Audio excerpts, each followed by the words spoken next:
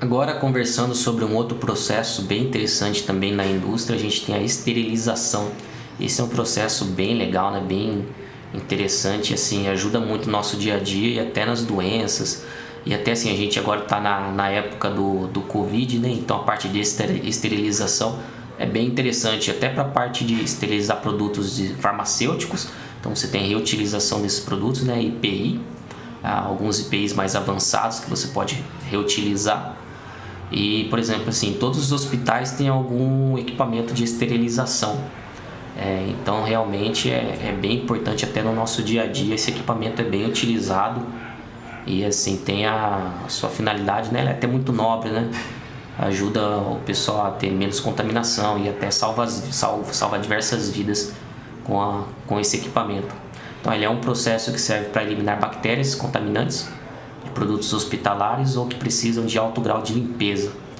Existem 3 processos de esterilização normalmente. Você tem o equipamento, né, chama autoclave ou vapor a alta temperatura.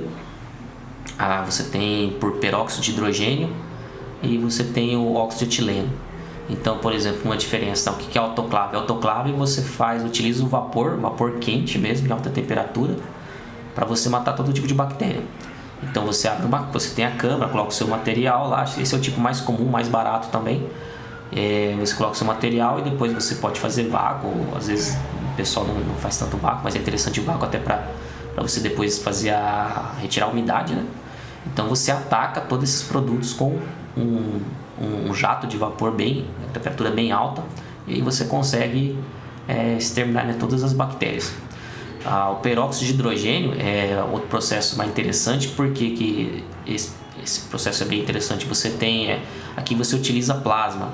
Então o que acontece? Você tem um gerador de frequência e de voltagem no equipamento, você faz vácuo, chega a uma temperatura própria, um vácuo considerável bom, uma pressão boa, né? Abaixo de 1 milibar.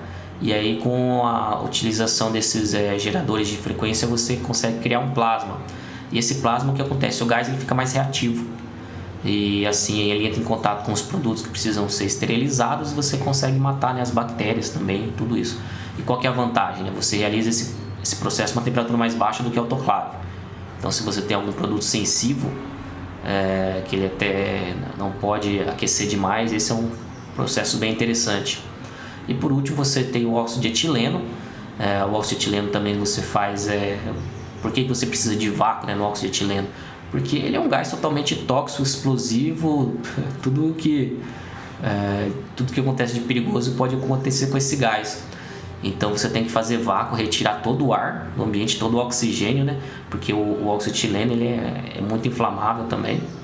E aí depois você coloca o vácuo, faz vácuo, né? Você coloca o óxido de etileno e aí o próprio óxido de etileno consegue fazer toda a esterilização. Então esse daqui seria, acho que creio, de menor temperatura, né? Acho que tem pressão atmosférica você consegue realizar esse processo. Então é bem interessante por causa disso, né? Você tem a busca por baixas temperaturas para determinados materiais são sensíveis, né, à temperatura. E, por exemplo, o sistema de vácuo até de óxido de etileno é um dos mais avançados em termos de segurança, né? Você tem que ter bombas anti-explosão, a parte de entrada da bomba você tem que ter, chama de quebra-chama, se eu não me engano. Por exemplo, se acontece alguma explosão interna do sistema, não entra na bomba, você vai da bomba, ele não passa, né, para o sistema. Então são diversos processos de segurança. E aqui no Brasil, se eu não me engano, a Johnson utiliza o processo de TO para esterilização dos produtos. Por exemplo, aqui, cada processo tem suas vantagens e desvantagens. O mais simples é por autoclave, porém esses produtos não podem ser aquecidos, é necessário utilizar outros processos. O ETO é o que ocorre a uma temperatura mais baixa mesmo, porém é um gás muito tóxico. Recomendado o uso de bombas secas neste processo. Isso ajuda, né?